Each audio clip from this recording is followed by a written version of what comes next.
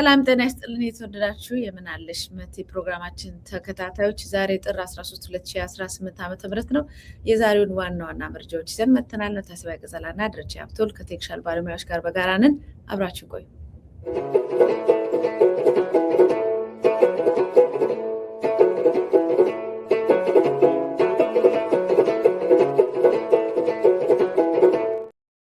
ደረጀ እንኳን ደህና መጣህ። እንግዲህ በቀደም ሰኞ ለታ የጥምቀት በዓል ነበረ። እሱ ላይ የሰራነው አጠር ያለ ፕሮግራም ነበር።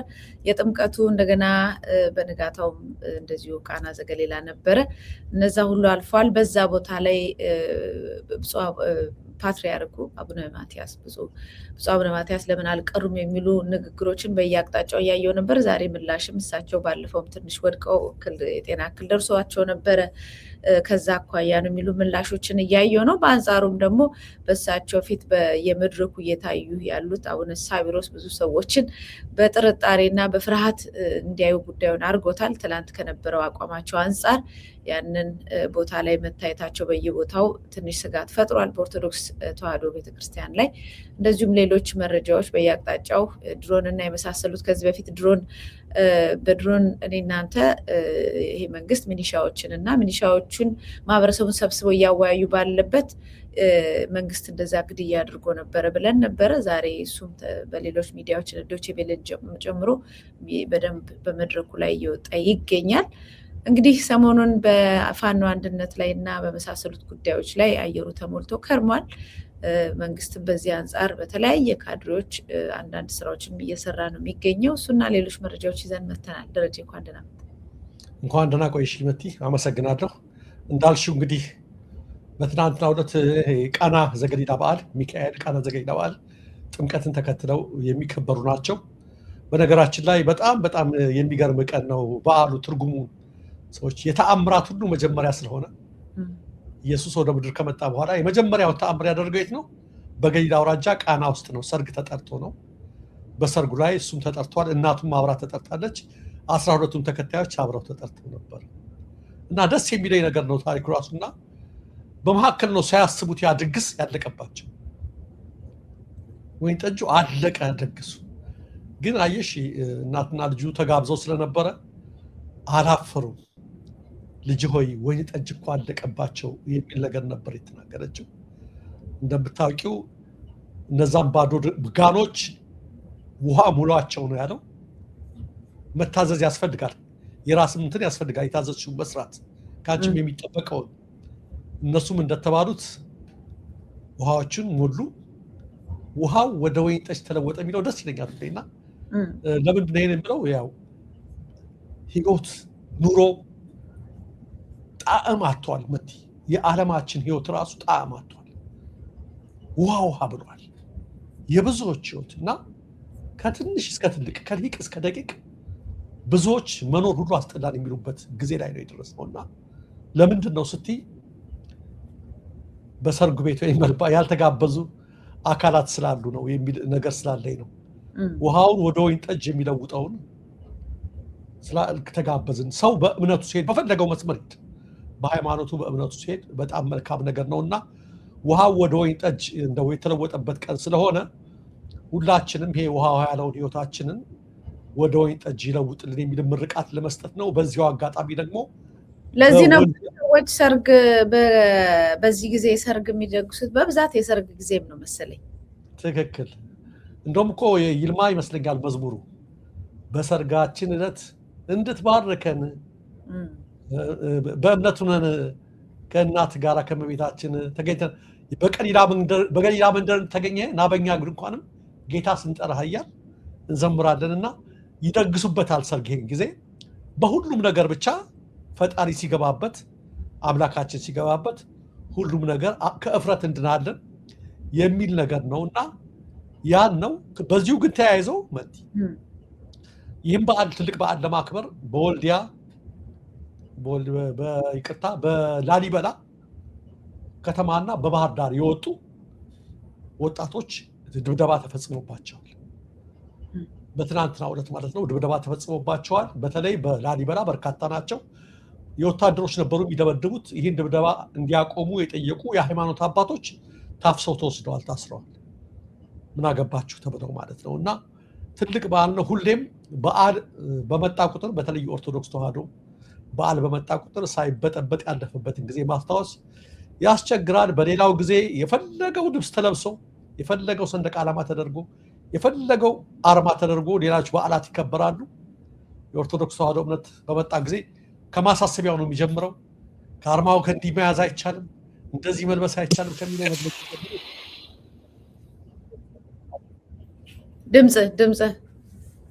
ድምጽ ቀንሷል። እስከ መደብደብ ድረስ ወጣቶችም የደረሱበት ሁኔታ ሆኖ ይጠናቀቃል ለማለት ነው መቲ። እና ይህን ነው የሚመስለው። እንኳን አብሮ አደረሰን በድጋሚ። መልካም አመሰግናለሁ። እንግዲህ ወደ ዋናው መረጃዎቻችን እንሂድ።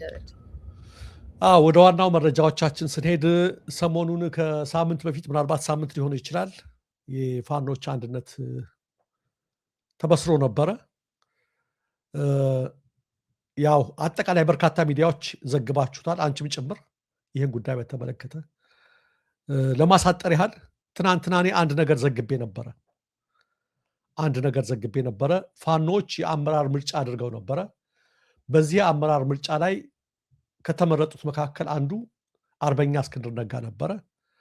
እስክንድር ነጋ በትናንትናው ዕለት ያው ኃላፊነቱን አልፈልግም በአባልነት እቀጥላለሁ የሚል መግለጫ ማውጣቱን ተከትሎ መግለጫ ወይም ደብዳቤ መጻፉን ተከትሎ አይተሹ ከሆነ መቲ በብልጽግና አካባቢ በቴሌግራም ውስጥ እንደ ትልቅ ሰበር ዜና ገና በ3 ቀናቸው በ4 ቀናቸው ውህደት በመሰረቱ ተበተኑ የሚል ትልቅ ኃይለኛ ሰበር ዜና አድርገውት የቆዩበት ነበርና ይህ ነገር ትክክል አለመሆኑ ለማሳየት እኔ ትናንት ለማሳየት ነበር የዘገብኩት። ደግሞ የዘገብኩት ለማሳየት ብዬ አይደለም፣ እውነት ነው። እውነት ሁሉ አይነገርም። እስከዛሬ ድረስ አልተናገርኩትም። የዛሬ ወር እስክንድር ጋር ያደረኩትን የስልክ ምልልስ ነው የዘገብኩት። ለምንድን ያን ነገር ለመዘገብ ፈለግኩ? አዲስ ነገር አይደለም። ይህን ያህል አትፈንድቁ። ከአሁን በፊትም ይሄ ያለው ነገር ነው። ድርጅቱ አይፈርስም፣ በድምፅ ብልጫ የተወሰነው ነገር ይጸናል ብሎ ተናግሯል ራሱ የሚለውን ነውና የኔ አዘጋገብ ኢንቴንሽኑ ከምንድን ነበረ? ከውህደቱ ከአንድነቱን ከማጽናት አኳያ ነው የዘገብኩት። እና አንዳንድ ወንድም እህቶች አልገባቸውም መሰል ይሄን። አንዳንዶቹማ ደሬ አንድነቱን ሳዘግብልን ልዩነት ሲሆን ልዩነት አይደለም ትናንት የዘገብኩት። አንደርስታንድ አድርጉ እንጂ እንዴ ትንሽ አእምሯችሁንም አሰሩት። ትናንት እኔ የዘገብኩት አንዳንዶቻችሁ ማለት ነው ይሄን ያላችሁትን ነው የምለው። ትናንት እኮ የዘገብኩትን እንደገና ሄዳችሁ አንብቡት ለማን እንደሚጠቅም እንዴ። ይሄን እንኳን አንደርስታንድ ማድረግ መቻል አለብን። እኔ ትናንትና እንደዚህ አይነት አስተያየቶችን ሳይ ከአንዳንዶች ስለገረመኝ ነው። የዛሬ ወር ደግሞ ትክክል ነው መቲ፣ የዛሬ ወር አግኝቸው ነበረ። ያወራ ነው በማን ነው ያነጻጸርኩላቸው? አይቼ ከሆነ ከማስረሻ ሰጤ ጋር ነው ያነጻጸርኩላቸው። ማስረሻ ወደ ብልጽግና በሄደ በማግስቱ ነው ያወራ ነው። እንዴት ነው የፋኖ አንድነት 90% ተጠናቋል፣ ያጓተቱብን እነ ማስረሻ ነበሩ አለ። 10% ምን ቀራችሁ? 1-2 ነጥቦች አሉ። በእነሱ ላይ እየተወያየን እየተከራከርን ነው። በእነሱ ላይ ባትከራከሩ አሪፍ አድርጌ እኮ ነው የጠየኩት። ምን ሊፈጠር ይችላል ስለው ምንም አለ። ለምን ስለው በድምፅ ብልጫ የተሸነፈው ለብዙሃኑ ይገዛል በዲሞክራሲ መርህ መሰረት። ይሄ መለማመድ አለብኝ። አንተ ብትሸነፍ ይሄን ታደርጋለህ ያልኩት። እንዴት አላደርግም? በሚገባ ነው የማደርገው። ነገር ግን እኔ አለ ይሄን ሳደርግ እንደ ማስረሻ ክህደት በመፈጸም አይደለም። ማስረሻ ሀሳብ የተሸነፈ ብሎ ነው ክህደት የፈጸመው። ትሪዝን ነው፣ ይቅር የማይባል ክህደት ነው የህዝብን ትግል። እኔ ግን ውህደቱን አላደናቅፍም፣ አጠቃላይ ሂደቱን አላደርግም። ግን የተሸነፍኩበት ሀሳብ ተሸንፌ ከሆነ የተመረጥኩት በተራ አባልነት ነው የምቀጥለው። ምክንያቱም በዛ ቦታ ላይ ስመደብ ያላመንኩበትን ሀሳብ ለማስፈጸም ድርጅቴን ጎዳ ይሆናል። ስለዚህ በማኩረፍ ሳይሆን በተራ አባልነት እስከ መጨረሻው እቀጥላለሁ አለኝ። ትናንት የጻፈው ደብዳቤ ላይ ይሄን ነው ያለው። የተመረጣችሁ ጓዶቻችን መልካም የሥራ ጊዜ ይሁንላችሁ፣ እስከ መጨረሻው ጊዜ ከድርጅቱ ጋር ነኝ፣ በተራ አባልነት እቀጥላለሁ። ይሄ መለመድ አለበት በዲሞክራሲያችን አለ። አኩርፎ መክዳት ነው መጥፎ አለ። which is very good ለገሌ ማድረስ አይደለም። ይሄ ለውህደቱ የሚደግፍ ነው እኮ። ይህን እውነት ስናገር እኔ ይህን ስነግራቸው ምንድነው ያስተላለፍኩት መልእክት ነው። በእኔ የተበሳጨው ብልጽግናዎች ናቸው። ትናንት በጻፉት ነገር ብዙዎቹ አይቻቸዋለሁ። እየተናደዱም ነበረ። እናንተ እንደምትጨፍሩት አይደለም፣ ተከፋፈለ የሚያስብል አይደለም፣ ተለያዩ የሚያስብል አይደለም። ዲሞክራሲን መለማመድ አለብን። ለብዙሃን ድምፅ መገዛት አለብን። እንደ ምሳሌ ያመጣልኝ ያኔ ትናንትናም ተናግሬዋለሁ። የመለስ ዜናዊ ነው። እውነት ውሸት ሁሌ የሚባል አለ። መለስ ዜናዊ ላይ አይተሽ ከሆነ መለስ የኢትዮ ኤርትራ ጦርነት ሊጀመር ሲል የማዕከላዊ ኮሚቴ አባል 9 ሆነው ተንትን ተባሉ። መለስ ተሸነፈ 5-4። መለስ ጦርነቱ አይጀመርም ነበር ያለው ይባላል። እንግዲህ ስዬ ደግሞ መጽሐፋቸው ላይ ይሄን ነገር ትንሽ ለየት አድርገው ጽፎታል። የሆነ ሆኖ ግን መለስ ምን አደረገ? ተሸንፏል 5-4 አክብሮ ጦርነቱን ማታወጀ። ይሄን ሁሉ ነው ያነሳ ነው እስክንድር። ባይፈልገውም ተገዛ፣ በአምስቱ ተበለጠ። የዚህ አይነት ድርጅታዊ ዲሲፕሊን መልመድ አለብን ብሎ ተናገረ። ስለዚህ ምንድነው አትደንግጡ እኮ ነው ያልኳቸው። ተለያዩ ብላችሁ አትፍረክረኩ። ይሄን ነው እኔ ለማለት ያየሁት። ለገሌ የሚባል ነገር እንደዚህ ያለና አንድ ይሄን አይቻለሁ፣ ተመልክቻለሁ። ትልቅ ጥፋት ነው። 2 አሁንም ትልቅ የምመለከተው ጥፋት እኛ ከውጭ ሀገር ያለን እኛ በገንዘብና በተለያዩ ነገሮች ድጋፍ የምታደርጉ ሌሎቻችሁ ብትሆኑ ድርሻችሁን እስኪያስቡት። ምን እያደረጋችሁ ነው? እስኪ ከማንም ማለት ነው እዛ ሜዳ ላይ ካሉት ጋር የራሳችሁን ድርሻ እስኪያወዳጁት፣ ህይወታቸውን አሳልፈው ከሰጡት ጋር፣ ሞት ጋር ከተጋፈጡት ጋር የእናንተን በፈለገ ነገር ሊለያዩ ይችላሉ። የፈለገ ነገር ሊሆን ይችላሉ። ለምንድን ነው እኛ እዚህ ሆነን ፈራጅ ምን ሆነው? ቢያንስ እኔ ያደረኩት ያን የማስታረቅ ነገር ነው ያደረኩት። ለምን ይሄን አታደርጉም? አንዳንዶቻችሁ እዚህ በ10 ሺህ ማይል ተቀምጣችሁ ከኮምፒውተር ጀርባ አድፍጠን በለው ሄደው የሚል ነገር ለምንድን ነው የምናደርገው? ለምንድን ነው የኢትዮጵያ ልጆች የምንላቸውን ሁሉ ለምንድን ነው በእኩል አይን ማንመለከታቸው? ምን አይነት ነገር ነው እየሆነ ያለው?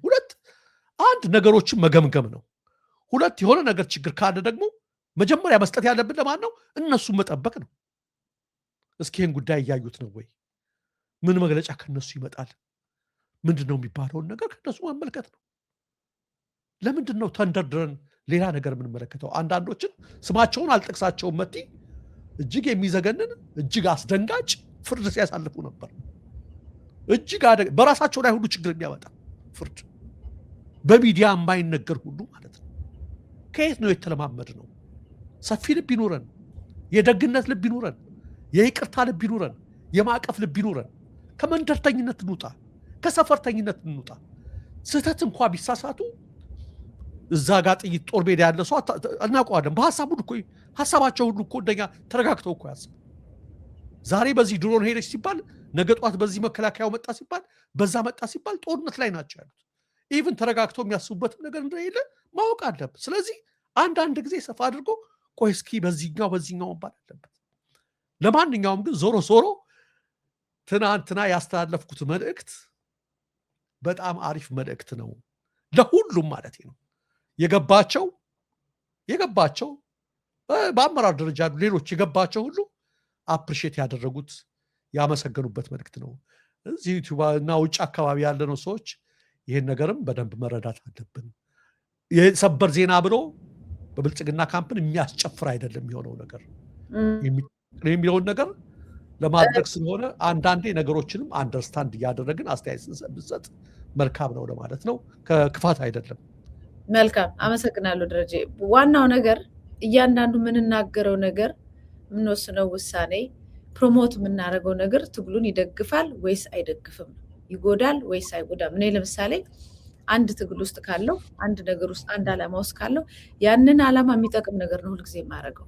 የሚጎቱት ነገር በምንም ተአምር አላደርግም እና በዚህ መጠንቀቅ አለብን። ግን እንደዛም ሆኖ ይሄ ትግል ታውቋል፣ የህልውና ትግል ነው። በጣም ስሜታዊ ያደርጋል። ብዙ ሰዎች የነፍስና የስጋ ጉዳይ ነው፣ የህይወት ጉዳይ ነው፣ የብዙ ነገር ጉዳዮች ስለሆነ ብዙ ቁጣ አለበት፣ ብዙ ብስጭት አለበት እና በስሜት ብዙ ሰዎች እንደዚህ አይነት ነገር ሊሆን ይችላል። አሁን እኔ ይሄ የአንድነት ዜና ሲመጣ እንኳን ውጭ ያለው ማህበረሰብ ታች ያለው ሰራዊት እየጨፈረ ነበር በደስታ ምን ያህል እንደሚፈልገው።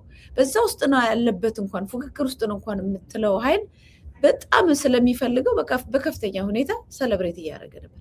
አሁን ከውጭም ከውስጥም ሰው እንኳን ደስ አላችሁ እያለ ደስ እያለው ደስታውን እንኳን አጣጥሞ ሳይጨርስ ይሄ ንግግር ለምን ወጣ ነው። አሁን ይሄ ንግግር ከመውጣቱ በፊት ይሄ ነገር የማይሆን ከሆነ እዛ አካባቢ ላይ እስክንድርም ቢሆን አይ ይሄንን እንደዚህ ይሁን ምናምን ያለቀ ስራ መውጣት ነበረበት። ይሄን አልቀበልም በተራ አባልነት ነው ችግር የለም ሰው ጥያቄ ቢጠይቅ መልስ እሰጣለሁ ብሎ አናውንስ ከተደረገ በኋላ ሌላ ነገር ሲወጣ ኔጌቲቭ ይመስላል፣ ገብቷል፣ ተቃራኒ ይመስላል። ይህ ህዝብ ደግሞ በጣም በስስት የሚፈልገው ጉዳይ ነው እና ደስታውን አጣጥሞ እኔ የህዝቡ ነው የሚያሳዝነኝ፣ ህዝቡ ነው የሚያሳዝነኝ፣ ለህዝብ ነው የግለሰብ ኢሹ የለብኝም። ህዝብና ሀገር ግን ያሳዝናል። እና በዛ ሁኔታ ውስጥ ወዲያውኑ እንደዚህ አይነት ነገር መርጨቱ ማውጣቱ የህዝብን ልብ ይሰብራል ብሎ መታሰብና መጠንቀቅ ነበረበት።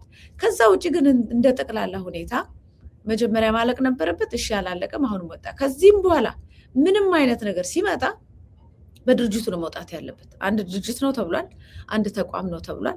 ስለዚህ በዚህ ምክንያት አቶ እስክንድር ወይም ታጋይ እስክንድር ነጋ ራሳቸውን በዚህ አግልለው ተራ ወታደር ሆነዋል ተብሎ ነው የሚወጣው። አሁን እኔ በግል የመወጣቱ ነገር የሆነ ቦታ ላይ መቆም አለበት። ድርጅት ነው ብለናል፣ ድርጅት ነው፣ እሱም የድርጅቱ ተገዢ ነኝ ብሏል።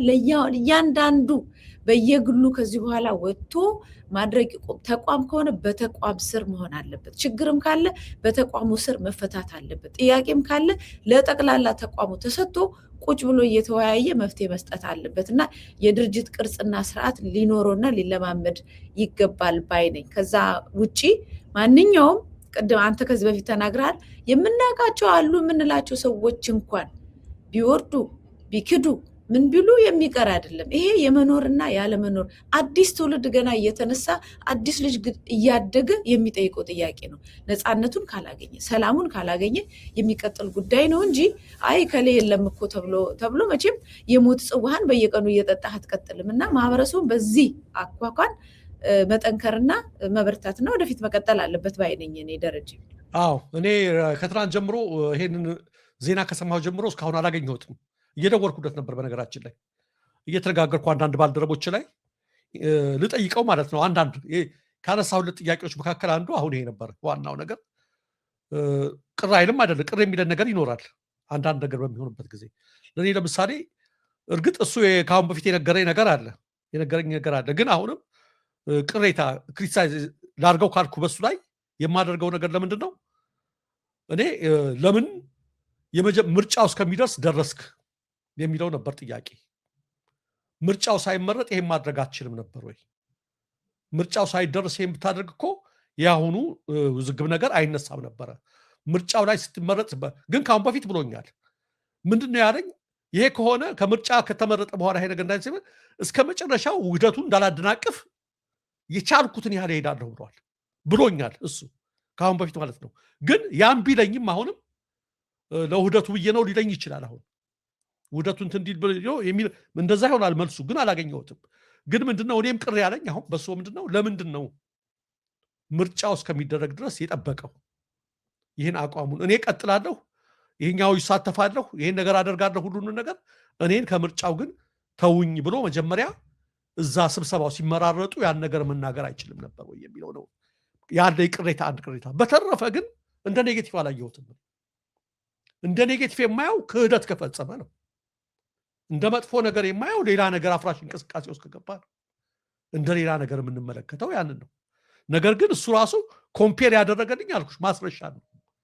የታይሚንግ ጉዳይ ነው። አሁን የጊዜ ጉዳይና እንደዚህ አይነት ነገር ሲወጡ በስነ ልቦናው በማህበረሰቡ ብዙ ጊዜ በክፍፍልና በምናምን እየተጎዳ ያለ ማህበረሰብ ላይ የሚያመጣውን ተጽዕኖ ነው እንጂ የምናስበው እዛ የአመራሮቹ እንትን ሲወጣ ሊስት ሲወጣ እስክንድር ይህንን የተሰጠውን ቦታ መቀበሉ የትልቅነት ማማን አስጀምሮታል። ይሄ ሊያስመሰግነው ይገባል። የተሰጠውን ነገር ዝም ብሎ ተቀብሎ አንድነቱ ይበልጣል ማለቱ የከፍታውን ዘመን በደንብ ወደ ላይ አንድ ከፍ አድርጎታል እያለ ነው። ብዙ ሰው እያከበረው ዝቅ በማለቱ ሰው ዝቅ ብሎ እሱን ሞር እያከበረ የመጣበት ነገር ነው። አሁንም አይ በቃ ተራ ወታደር ሆናለሁ የሚለውም ሊያስከብረው ይገባል። በምንም የኔ ጉዳይ አልተፈጸመም፣ ስለዚህ የሚሰጠኝን ኃላፊነት ላልፈጽም ስለምችል ነገር ግን ለዚህ ትግል ብዬ ተራ ወታደር ሆኜ እንደማንኛውም ጸንቼ አገለግላለሁ ማለቱ ሊያስከብረው ይገባል። የኔ ጥያቄ አሁን ያልኩ ነው። ማህበር እንደዚህ በተናጠል እየወጡ ኔጌቲቭ ኤነርጂ አለው እንዳልከው በደንብ ተጠቀሙበት፣ የሚጠቀሙበት ተጠቀሙበት። ሌሎችም የክፍፍል ምንጭ፣ አሁንም ደግሞ የሰው ልብ ስብር የሚያደርግ ነገር እንዳይሆን ጥንቃቄ ያስፈልጋል ማለት ያለ። በጣም ጥሩ። ለዚህ ነው ከዚህ አኳያ ትናንት የተላለፈው መልእክትም ያኛውን የሰው ልብ እንዳይሰበር የሚያደርግ ነው የኔ መልእክት። ይሄንን ሀቅ የማስተላለፍ አሁን ያለውን ሀቅ የማስተላለፍ ነው። በተራነት እቀጥላለሁ ብሎ ሰው ከሄደ ምን ካላለ እንዴ አንዳንዴ ማስታወስ አለብን። የዛሬ ዓመት ጠቡ በምንድን ነበረ? እስኪ ያስታውሱ። እያሰብን እንጂ አንዳንዴ የቦታ ጠብ አልነበረም የሆነ ሽኩቻ የምናውቀው ነገር የለም የሆነ ምርጫ። አሁን እዚህ ደረጃ ላይ ሲደረስ አፕሪሼት ማድረግ የተሻለ ነገር ነው። ያኔ እኮ ጨርሶ አይሆንም እዚህ ቦታ በሚል ነበረ ያ የባለፈው የመጀመሪያው ምርጫ የተባለው። ይሄ ነገር አሁን ቀርቶ ታውቁታላችሁ፣ አልዘረዝረውም። ቀርቶ አብረን ነው የምንሰራው እኔ የሚባል ነገር ሲመጣ አፕሪሼት ማድረግ አለብን። በሚዛናዊነት እንመልከት። ሁሉንም እኩል ሚዛን እናስቀምጥ። ሁሉንም ነገ ጠዋት ሌላ መጥቶ እንደዚህ ሊል ይችላል። ነገ ጠዋት ሌላ ነገር ሊፈጠር ይችላል። ስለዚህ ሁሌ ብቻ በሆነ በወገንተኝነት አንፍረድ። እኔ ለሁሉም ሁሌ ነው የምናገረው፣ ትናንትም ዛሬም መቼም ነው የምናገረው። እግዚአብሔር በሚያውቀው እግዚአብሔር ምስክሬ ነው። እዛ ላይ ያሉት ሰዎች የግል ጓደኝነት እዚህ ቦታ ላይ ስፍራ የለው። ምክንያት ስለሆነ ስለ እስክንድር አወራን እንጂ እስክንድር ጓደኛዬ ስለሆነ ጓደኛዬ ወንድሜ ነው። እስክንድር አሁን እያደረጉት ባለው ሜዳ ላይ ባለው ነገር ከዘመነ ከአስረስ ከመከታው ከአበበ ሙላት ከሌሎቹ ከደረጀ በላይ ከሌሎቹ ከምሬ ወዳጆ የሚበልጥብኝ የለም። የዛሬ 6 ወር 7 ወር አንድ የሆነ ነገር ሳደርግ አንተ ምሬ የሀገር ልጅ ስለሆነ ከሌላ አይበልጥብኝ። መሬት ላይ ያሉት ሰዎች የሚያስተሳስበን ነገር ደምና አጥንት አይደለም። ሁላችንን የሚያስተሳስበን ነገር ጓደኝነት አይደለም። ህይወት እየተከፈለበት ያለ ነው አለች መቲ። ዓላማ ነው፣ ሀሳብ ነው ያስተሳሰረን። የእነሱ መስዋዕትነት የከፋ ነው። እኛ ምንም ነገር አናደርግም። እዚች ብለን በምንችለው አቅም ሙያዊ አገልግሎት ነው የምንሰጠው። ግን ያስተሳሰረን ምን ሆኖ ዓላማ ነው ያስተሳሰረን። ከዚህ ዓላማ ውጭ እገሌም በጓደኝነት በአገር ልጅነት በምናምን የሚለው ነገር እወቁን እስኪ። ቢያንስ በዚህ በጋዜጠኝነት ህይወት ብዙ ጊዜ ቆይተናል። የኛ ደግሞ የጋዜጠኝነት ህይወት እንደምታውቁት በተለይ ከኢሳት ጀምሮ ያለውን ብትመለከቱት የትግልም ህይወት ጭምር እንደዛ አይነት ነገር ስለሆነ የምናስበው ከዚህ አኳያ ነውና በደንብ አድርጋችሁ ትናንት ያልኩትን አሁንም እንደገና ከወጣው መረጃ እየተባለ ካለው ሁኔታ ብልጽግና አካባቢ ከሚባለው ሁኔታ አስተያየታችሁ ትናንትና ያልኩትን በነገራችን ላይ በኤምኤስ ላይም ገብቼ ላይቭ ላይ ወንድማገኝ ይህንኑ ጉዳይ አብራራልን ብሎኝ ነግሬያቸዋለሁና በደንብ እስኪ አዳምጡት፣ አብላሉት። ማንን ነው የሚጠቅመው፣ ማንን ነው የሚጎዳው የሚለውም በድጋሚ እንድታዩት እፈልጋለሁ። ወደ ሌላ መረጃ ከመሄዳችን በፊት አንድ በጣም ሁልጊዜ የምናገራትን ነገር ለማድረግ እፈልጋለሁ። ማንኛውም ስራ፣ ማንኛውም ትግል በግለሰብ ማንነት ላይ የተንጠለጠለ መሆን የለበትም። ተቋማዊ ቅርጽ፣ ዓላማ፣ አደረጃጀት፣ ሲስተም ይፈልጋል። እከሌ ብለን ሰውን ተከትለን ብዙ ጊዜ ወድቀናል። ስለዚህ አሁን ተቋም ነው መገንባት ያለ። ማንም ቢመጣ ማንም ቢሄድ ጸንቶ ሊቆም የሚችል ሁልጊዜ የድልንና የእኩልነትን የሰላምንና የእረፍት ጊዜያችን ሊያመጣ የሚችል ሲስተም ቀርጾ ማስቀመጥ ግድ ነው። ከዚህ በኋላ ግለሰቦችን እየተከተሉ መሄድ በጣም አደጋ፣ ለግለሰቦችም ትልቅ አደጋ ነው፣ ሸክም ነው፣ ዕዳ ነው፣ መከራ ነው የሚሆንባቸው እና በጣም ከባድ ነው። እኛስ እስከ መቼ የግለሰብ ሰዎች ላይ የተንጠለጠለ እጣ ፈንታ ይዘን እንቀጥላለን የሚለው ማህበረሰቡ ማሰብ አለበት። ለዚህ ነው እኮ አሁን ይሄ አንድነት ምናምን የተባለው። በዚህ አንድነት ላይ ትልቅ ድርጅት ነው የሚቋቋሙ። ያ ድርጅት ሲስተም ይኖራል። ከዛ በኋላ እከሌም መጣ እከሌም ሄደ በሲስተሙ የሚገዛ መሆን አለበት። ሀገራችንም እንደዛው እከሌ ጥሩ ነው እከሌ መጥፎ ነው እያልን በቦታው ላይ በስልጣን ላይ ያሉትን ሰዎችን ፍቅርና ምናምንና ደግነት ወይም ጥላቻ ከመያዝ ባሻገር እንደ ሀገር ሊያስቀጥሉን የሚችሉትን ተቋማዊ ቅርጽና ሲስተም ካልመደብን በስተቀር የሰው ልጅ ይነሳል፣ ይወድቃል፣ ይሳሳታል፣ ይከዳል፣ ብዙ ነገር አለ እና ይሄ መታሰብ አለበት ለነገ በተለይ ካሰብን። ደረጀ ወደ መቲ አሁን ይሄ ነገር ቀሰቀስሽኝና እስኪ ትንሽ ትበልሽ አንድ ደቂቃ እዚች ላይ ደጋግሜ የምናገረውን ነገር ልበልና አሁን ያልሽው ነገር ላጠነክር ብዬ ነው። እኛ ስንት ነገር ነው ያልኩት። ኢትዮጵያ ውስጥ ተቃዋሚ ሲባል ግለሰቦች እየታዩ ስንት ዋጋ ከፈልን፣ ስንት ዋጋ በመሪ ደረጃ ራሱ ብትመለከቱት ኃይለ ሥላሴ፣ መንግስቱ፣ መለስ ነው የሚባለው። ኢትዮጵያ ውስጥ ጥቂት ሰዎች ከተሸከሙት ስልጣኑን አደጋ ላይ እንወድቃለን። ካስታወሳችሁ ህወሓት ተከፋፈለ ሲባል ህወሓት ማለት ኢህአዴግን ከሰራው ከአራቱ ትልቅ ፓርቲዎች አንዱ ነው። ግን ህወሓት መር ስለነበርና ስልጣኑን ሁሉ የተሸከመው ያ ህወሓት የተባለ ስለሆነ ህወሓት የሚወክለው የትግራይ ህዝብን ነው በውክልናው። ስዬና መለስ ተጣሉ ሲባል ግን ኢትዮጵያ ተጨነቀች አላማት። ለምን? ግለሰቦች ጋዛ ስልጣኑ ስለተከማቸ ማለት ያ የሀገር ህዝብ ያ ስንት ሚሊዮን ህዝብ ኢትዮጵያ ማጠች ምን ሊፈጠር ነው ብላ ሁለቱ ስለተጣሉ የሰፈር ልጆች ስለተጣሉ በጣም አደገኛ ነገር በተቃዋሚው ካምፕ ተመልከቱ። ነፍሳቸውን ይማር ደቡብ ህብረት ሲባል ፕሮፌሰር በየነ ጴጥሮስ ናቸው። ኦዌኮ ምናምን ከተባለ መራራ ጉዲና ነው ሰው ብቅ የሚለው እንጂ ድርጅት አይታየውም። ግንቦት ሰባት ምናምን ከተባለ ብርሃኑ ነጋ ነው ሰው የሚለው። በፍጹም ድርጅት የመስራት ነገር ለዚህ ነበር በዚህ ዘገባችን ባለፉት 2 ዓመታት በዘገብነው ዘገባ እገሌ ሊቀመንበር ይሁን እገሌ ምን ይሁን ብለን እናውቃለን አናውቅም፣ በፍጹም አንልምም ይሄንን የሚሉ ግን አሉ። አሁንም ድረስ ምን አገባንኛ? አንድ የኛ ጉዳይ አይደለም፣ የመሾም የሻር ጉዳይ የድርጅት አባሎች ጉዳይ ነው። ሁለት መት እንዳልሽ ነው ድርጅት መሰራት አለበት። እነዚህ ሁሉ ግለሰብ የማምለክ ነገር በመንግስትም በተቃዋሚዎችም ዋጋ አስከፈሉን። በተለይ ደግሞ እና ታውቂያለሽ ግን ፕሮፌሰር ብርሃኑ ነጋ ጋር በነበረን እንትን ምናምን አሁን እኛ በዚህ መስመር ምን ሄደ ሁለት ዳግም አናደርገውም። በፍጹም በዚህ አይነት መስመር አናቀርገው። ድርጅት ነው መሰራት ያለበት፣ ስርዓት ነው መለወጥ ያለበት። ግለሰቦችን በመለዋወጥ የሚመጣ ለውጥ የለም እያልን እየተናገርን ያለበት ሁኔታ ነው። ስለዚህ በዚህ አጋጣሚ መቲ በዚህ ጉዳይ ላይ አሁን እየዘገብነው ባለም ጉዳይ ላይ መሾምና መሻር እኛ ውጭ ያለነው የጋዜጠኞች ወይም የሌሎች ድርሻ አይደለም፣ የራሳቸው ድርሻ ነው። እኛን ሊያስጨንቀን የሚገባው አንቺ እንዳልሽው የነጠረ የጠራ ድርጅት፣ ዲሞክራሲያዊ ድርጅት፣ ፍትሃዊ ድርጅት፣ የህግን በአግባቡ የሚጠቀም ህጋዊ የሆነ ድርጅት፣ ለኢትዮጵያ ተስፋ የሆነ ድርጅት ይወጣል ወይ ይፈጠራል ወይ ይዋቅራል ወይ የሚለው ሊያስጨንቀን ይገባል። ለዚህ ነው የግለሰቦች መምጣት መሄድ ሊያስጨንቀን የማይገባው ምን ሲሆን ነው? ድርጅት ሲሰራ ነው። ስለዚህ በምናደርገው ድጋፍ፣ ክሪቲዝም፣ የተለያየ ነገር ስናደርግ እዚህ ላይ ያነጣጠረ መሆን አለበት። እገሌ አመራር ሆነ እገሌ ተራ አባል ሆነ ድርጅቱ ይቀጥላል ማለት መቻል አለብን ሁላችን። ልክ ነው። ጥሩ ማሳረጊያ ነው ደረጀ። ሰዓታችን ትንሽ ይፈቅድልናል። ዜናዎችን እናክል። ኦኬ፣ እንግዲህ ሌላው ምንድነው?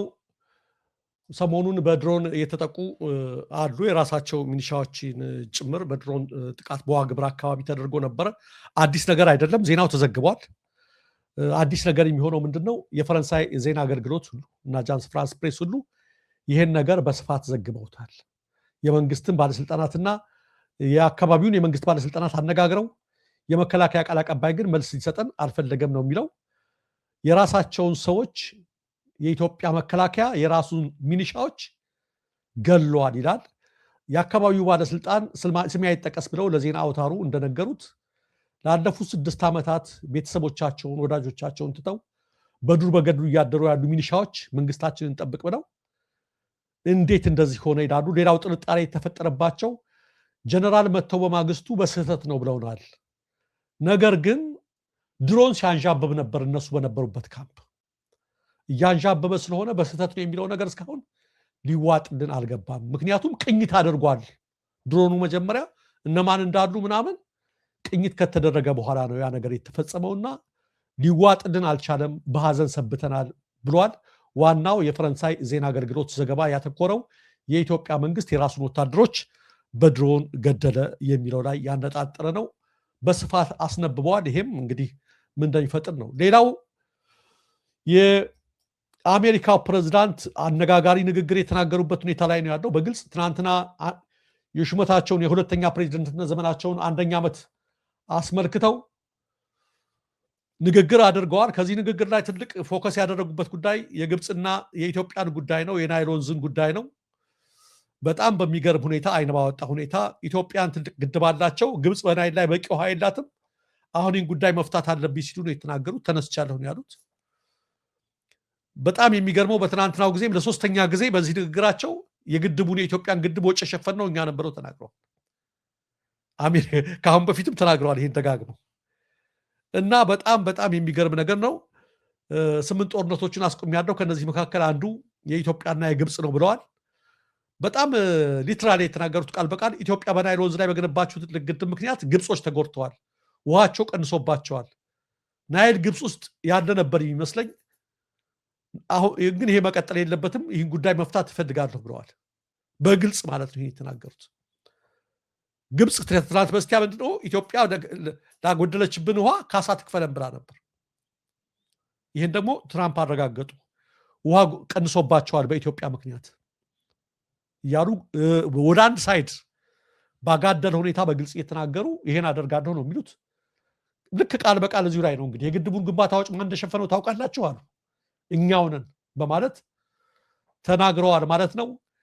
እንግዲህ የኢትዮጵያ ህዳሴ ግድብ ከቤት ሰራተኞች ጀምረው ሁሉም ኢትዮጵያን የተረባረቡበት እንደሆነ በተደጋጋሚ ሲነገር ይደመጣል። ፕሬዚዳንት ትራምፕ ደግሞ እንደምትመለከቱ ለሶስተኛ ጊዜ እኛ ነን ይላሉ። እኔ የብልጽግና መንግስት ለምንድን ነው ይህን ጉዳይ በግልጽ መናገር ያቃተው? ደፍሮ ምንድን ነው? እኔ ያልገባኝ እስካሁን ድረስ ሶስተኛ ሲናገር እኮ መግለጫ ታወጫለሽ። ክቡር የአሜሪካ ፕሬዝዳንት አክብረሽ ዶናልድ ትራምፕ ሆይ በዚህ ጉዳይ ላይ በተደጋጋሚ እንዲህ አይነት ንግግሮች በሚያደርጉ ጉዳይ የህዳሴው ግድብ በአሜሪካ ወጪ እንደተሸፈነ በተደጋጋሚ ሲገለጽ እንሰማለን። ነገር ግን የኢትዮጵያን ህዳሴ ግድብ እኛው ኢትዮጵያውያን ከታች እስከላይ ተረባርበን የሰራ ነውና በዚህ በኩል ያለው የመረጃ ክፍተት እርማት ቢደረግበት ብለሽ በዲፕሎማሲያዊ ቋንቋ በውጭ ጉዳይ ሚኒስቴር አማካኝነት እኮ መናገር ትችላለሽ። ምንም ገንዘብ ካልወሰድክ ነው እንደዛ የሚሆን። እኔ ምንም ጥርጣሬ ውስጥ ገባሁ። በገደምዳሜማ ይናገራሉ እኮ ሁሌ እንዲያሉ ይተቻሉ ትራምፕን። ይሄ ሰውዬ ምንም ግንዛቤ የለውም ምናምን እያሉ ይተቻሉ። ስቴትመንት እስካሁን የለምና ይሄ ነገር የሆነ ነገር ተቀብሏል እኛ ሳንሰማ ወይስ ምንድን ነው የሚለውን ጥያቄ እኮ እያስነሳ ነው። እሱ ነው አሁን የተጠራጠርኩት። ከአሁን በፊትም አብይ ራሳቸው ምን ብለዋል? አብይ ምን ብሎ ነበረ ካስታወስሽ? የኢትዮጵያ ህዝብ አዋጣ ሰራ ይባላል። ያወጣው እኮ ስንት ፐርሰንት አይሆናም ነው? አዎ። ስለዚህ ከአሜሪካ ገንዘብ ተቀብሏል የሚል ሌላ ጥርጣሬ ፈጥሮብኛል እሱ። ትራምፕ ደግሞ ያው ሶስተኛቸው ሲናገር ምንድን ነው በዚህ ጉዳይ ላይ ያደረገው ነው። ሁለተኛው ግን አስፈሪው ነገር የግብፅ ውሃ ቀንሷል፣ ኢትዮጵያ ካሳ ትከፍላለች ወደሚል ወደዛ እየመጡ ነው። ትራምፕ እንግዲህ የሆነ ነገር ካየ የሚያደርገውን አይደርግም እና ወደ ኢትዮጵያ ላይ በቅርቡ አንቺን ጋር ስናወራ ይተራመስ ያለ እኛ ትርፋችንን ይዘን እንወጣለን። ሲተራመስ ጉዳት ነው እኛ ላይ የሚመጣው ብዬሽ ነበር። ይኸው ትራምፕ አሁን ጥርሳቸውን ነክሰውብናል። አሁን አምረዋል። ሶስተኛ ነው ይሄ ሰሞን ይኸው አከታትለው ተናገሩ በዚህ ጉዳይ ላይ። በቃ የግብፅ ውሃ እየቀነሰባት ነው፣ ግብፅ እያሉ ነው። ደብዳቤም ጽፈዋል። ምንድን ነው የሚፈጠረው የሚለው ነገር በጣም አሳሳቢ ደረጃ ላይ የደረሰ ነገር ነው። መቲ በጣም የሚያስፈራ ነገር ነው። እስቲ የምናየው ነው። ሪፖርተር ላይ አሁን ከአንድ የተወሰነ ደቂቃዎች በፊት የወጣ ዜና ነበር። በጣም ነው በቃ ምን የቱ ጋር እንዳለን ራሳችንን መለኪያ ነው። በአላማጣ ከተማ 7ኛው ሀገራዊ ምርጫ እንዲካሄድ ነዋሪዎች ጠየቁ ይላል እና ወደ ዝርዝር ሲገባ እንግዲህ አላማጣ ያለበትን ሁኔታ የምናቅንን ሁላችንም። ወደ ዝርዝሩ ሲገባ አንድ ሰው ናቸው የጠየቁት እና እኚህም ሰው ሲናገሩ በከተማዋ ትምህርትን ጨምሮ ሌሎች ማህበራዊ እንቅስቃሴዎች ሙሉ በሙሉ በሚባል ደረጃ መቋረጡን ነው የተናገሩት። የዘንድሮ የከተራና የጥምቀት በዓላት አለመከበራቸውንም አክለዋል። ችግሩ የተፈጠረው ያለው በህዝብ የተመረጠ አስተዳደር ባለመኖሩ ነው። ስለሆነም ህብረተሰቡ ያስተዳድረኛል ያለውን አካል ለመምረጥ ምርጫው መካሄድ አለበት ብለው ነው እንግዲህ አንድ አስተያየት የሰጡት። ይህ ዜና ሆኖ ነው የቀረበው። አላማጣ እንደምታውቀው ራያ አላማጣ አካባቢ ብዙ ፈተናዎች አሉ። ህወሓት በደንብ ገብቶ የሚፈልገውን የሚያደርግበት፣ ትምህርት ያቋረጠበት፣ መሰረታዊ አገልግሎቶች የተቋረጡበት፣ ማንም የሚፈነጭበት አካባቢ፣ እዛ ያለው ማህበረሰብ የተረሸነበት፣ በአደባባይ ግማሹ የተሰደደበት የተፈናቀለበት ሆኖ ከዚያ ሁሉ ቦታዎች ላይ አላማጣ ላይ ምርጫ ይካሄድ ብሏል ብሎ በዚህ ዜና ላይ ይህ ዜና የወጣበት ነገርና እዛ አካባቢ ልክ መንግስት እንዳለና ይሄንን የምርጫ ሂደት 7ኛውን የአብይ አህመድን ምርጫ ለመደገፍ የተሄደበት ነገር በጣም ስላስደነቀኝ ነው ዜናውን ያካፈልኩ። ደረጃ እንግዲህ ያው የጌታቸው ረዳ ሰፈር ነው እሱን ነው እንግዲህ በትግራይም ተካሄደ። ያችን አድርገው እዛች አካባቢ ያሉትን አድርገው በትግራይም ምርጫው ተካሂዷል። ያው እንደፈለጉ ነው እነሱ የሚያደርጉት። ያላማጣ ካደረጉ ይበቃናል ይላቸዋል፣ እዛ ካደረግለት ትግራይ ይበቃናል ይላቸዋል። በነገራችን ላይ የትግራይ ክልል ሁኔታ ምን ያስተሻል? አንቺ ራሱ ተሳስቢው ምንድን ነው የሚጠብቀው አገዛዙ የሚል ነገር አይመጣብሽም? በጣም አደገኛ ሁኔታ ላይ ነው። ስንት ዓመቱ ምንድን ነው መፍትሄው? ወደ አእምሮሽ መጥቶ ያውቃል? ምንድን ነው እስከሚደረግ ነው? ምንድን ነው የሚሆነው? በቃ እዚያ ይድረሱ እንጂ እንደፈለጉ የተባለ ነው ይመስል። ያው ይራቡ ብሉም እንደዛ ነው የሚመስለው እንጂ ምንም እኔ የትግራይ ጉዳይ ስትመለከች ኦልሞስት 6 ዓመት አስቆጠረ። አሁን ደግሞ በተለይ ባለፉት 2 ዓመታት ጦርነቱ ቆመ ከተባለ በኋላ የተረሳ አካባቢ ሆኗል። አጠቃላይ እኔ ወደዛ አካባቢ እነ ስምረት ቦታ ሊይዙ እዛ አካባቢ ላይ ያሟሟቁ ይመስላል። የኔ እይታ ነው። ያሟሟቁ ግን ይቻላል ወይ ነው? አሁን እኮ አይቻልም። እነሱም ያሉት እዚች አላማጣ አፋር ድንበር አካባቢ ያለችው መሬት ላይ ነው። አጠቃላይ ያለው ሁኔታ ተመልክተሻል። ሰሞኑ እንደውም እነሱ ጋር ቀላቀላሉ ያሉ አንድ ጀነራል ታስረዋል። ጉሽ ነው ምናምን የሚባሉት። አንድ ደግሞ ማን ገብረ ገርግስ የሚባል እንደዚሁ ታስሯል። ወጣት እነሱ ጋር እሞክራለሁ ያለ ጀነራል ሁሉ እያሰሩ ነው በዛ በኩል እና ይሄ ሁኔታ ባለበት ሁኔታ ላይ እኔ እርስ በርስ እንትን ቢሉ የትም እንደፈለጉ የሚባል ይሄ መጥፎ ተረት አለ አይደል? ጥርስ አይሳበርም እንደፈለጉ ምናምን ብሎ ነው። ምንድን ነው የሚከተለው ፖሊሲ የሚለው ነገር በጣም በጣም አስደንጋጭ ነገር ነው። ከሁሉ ግን እኛን አሁን የሚያሳስበን ደግሞ ግብፅ ናይል ግብፅ ነው። የግብፅ ከሚመነጨውም ከዛ ይመስለኛል ባሉት መሪ አማካይነት እየሆነ ያለው ነገር ነው። ስለ አባይ ምንም አይነት ግንዛቤ የሌላቸውም ማለት ትችላለች። ኢቨን ተመልከች፣ መሪ ሆነው መነሻው ግብፅ ነው የሚመስለኝ እያሉ የሆነ ነገር ሊያደርጉ ነው የሚመጣው። አደገኛ ነው። በነገራችን ላይ ትንሽ አሜሪካዎች ውጥረት ውስጥ ገብተዋል በትራምፕ ምክንያት። ግሪንላንድን እገዛለሁ በሚሉት ቅስቀሳቸው ምክንያት አውሮፓ ጋር ፍጥጫ ውስጥ ገብተዋል።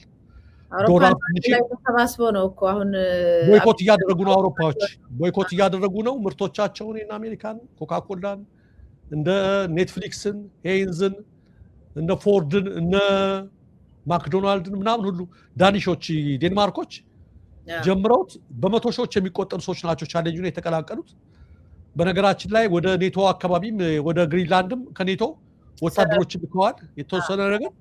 የሆነ ሆኖ ግን ባለፉት 2-3 ቀናት ዶላርም ዝቅ እያለ ነው። አንዳንዶች ዶላርን ትተው ትራምፕን ስለተጠራጠሩ በሌላ ከረንሲ እየተገበያዩ ነው። ስለዚህ አሜሪካ በተለይ ትራምፕ በተለይ አውሮፓ ጋር የጀመሩት ነገር የሚያዋጣ አይመስልም። አንዳንዴ በቃ እርግጥ 10% ታሪፍ ነው የጣሉባቸው ትራምፕ እና እርሳቸው ብቻ ናቸው ወይ ታሪፍ የሚጥሉት በማለት መጣል ጀምረዋል። አውሮፓዎች ማዕቀብ ማድረግ ጀምረዋል። የተባበረ ነገር ነው ይሄ ነገር። ለሩሲያ ሰርግና ምላሽ ሆኖላታል። የሆነ ሆኖ ትራምፕ የሚሄዱበት አካሄድ አንዳንድ ቦታ አትራፊ ቢመስልም ለአሜሪካ፣ ለምሳሌ ባለፈው ጊዜ ያደረጉት በነ ኒኮላስ ማዱሮን ይዞ ማሰር ምናምን ማድረግ ምናምን ነዳጅ ዘይት ያን ያደርግ ይችላል። ሁሌ ግን ፋሲካ አይደለም። አውሮፓውያን ጋር የጀመሩት ነገር አሜሪካን ዋጋ እንዳያስከፍላት አስፈሪ ደረጃ ላይ የደረሰበት ሁኔታ ነው። አውሮፓዎችም ጥርሳቸውን ነክሰው የተነሱበት ሁኔታ ላይ ነው ያሉት። የሆነ ሆኖ ግን እኛ የሚያሳስበን ግብፅ ውሃዋ ተጎድቶባታል፣ ስለተጎዳባት ኢትዮጵያ ካሳት መክፈል አለባት የሚልም ነገር ይዘው ስለተነሱ ወደ ሌላ መጥፎ ነገር እንዳያመራ ይሄ ነገር የሚል ነው። ሌላው እንግዲህ መረጃ መቲ ቪዲዮውን እንኳን ላኩትም በመዲናዋ በአዲስ አበባ እና በአንዳንድ የክልል ዋና ከተሞች ወታደሮችን በስፋት ማንቀሳቀስ ተጀምሯል። በሰልፍ አድርጎ ቅድም ግን እኔ በቪዲዮ አሳይቼዋለሁ። ለምንድን ነው የሚደረገው የሚለው ግን እስካሁን ግልጽ አይደለም። ለምንድን ነው ወታደሮችን በዚህ ያህል መጠን በጣም ብዛት አላቸው በከተማ ውስጥ የሚንቀሳቀሱት? ህዝቡ መቼም ኑሮ እንትን ብሎት ወታደር በሰልፍ ቢያይ አይፈራም በአሁኑ ሰዓት ላይ እና ምንም ፋይዳ የለውም። ግን ያው ምናልባት ገዢዎቹ ፈርተው ሊሆን ይችላል፣ አይታወቅም። ብዛት ያላቸው ወታደሮች በከተሞች እየተንሰራፉ ነው። ሌላው በርካታ አውቶቡሶች ቆመው ይታያሉ። ከአዲስ አበባ ወደ ጎጃም እና ከጎጃም ወደ አዲስ አበባ የሚመጡት ለምንድን ነው የቆሙት ብለን ስንጠይቅ ቅድም ዜናውን አደረሻዋለሁ፣ የጸጥታ አካላት እጀባ እየጠበቁ ነው ተብሏል። ምን የሚል መመሪያ ወረደ? ከአዲስ አበባ ጎጃም እና ከጎጃም አዲስ አበባ የህዝብ ማመላለሻ አውቶቡሶች ሲንቀሳቀሱ በጸጥታ አካላት እጀባ መሆን አለበት ተባለ። እገታውን ከአቅም በላይ ሆኗል፣ ማስቆም አልቻልንም ተብሎ እስከ መቼ ድረስ ነው በእጀባ እነዚህ አውቶቡሶች የሚቀጥሉት የሚል በጣም አሳሳቢ ደረጃ ላይ ደርሷል የእገታውም ጉዳይ ለማለት ነው። መልካም ደረጃ፣ ያው ሰዓታችን ኤግዛክትሊ መጨረሻችን ላይ ደርሷል። ስለነበረው ቆይታ እጅግ በጣም አመሰግናለሁ። እኔም አመሰግናለሁ መቲ። አድማጭ ተመልካቾቻችን ስትከታተሉት የቆያችሁት የዛሬውን ምን አለሽ መቲ ፕሮግራማችን ነበር። ከዚህ ዋሽንግተን ዲሲ ኤምኤስ ስቱዲዮ ነው ፕሮግራሙን እያስተላለፍኩላችሁ ያላችሁት። እንግዲህ ሰሞኑን በዚህ በዩኤስ ላይ ዋሽንግተን እና ቨርጂኒያ እና ሜሪላንድ አካባቢ ከኢትዮጵያኖች ጋር አንዳንድ ስራዎችን እዛ አካባቢ ያለውን ህይወት ማሳየት፣ ማህበረሰቡ ጋር መሰባሰብ፣ መወያየትም የምናደርገው ጉዳይ ይሆናል እና ከዚህ የምናስተላልፍላችሁ ፕሮግራም ላልተወሰነ ጊዜ የሚቀጥል ይሆናል። መታሰቢያ ቀጸላ ነበርኩ። ዳግም እስከምንገናኝ ሰላም ቆዩ።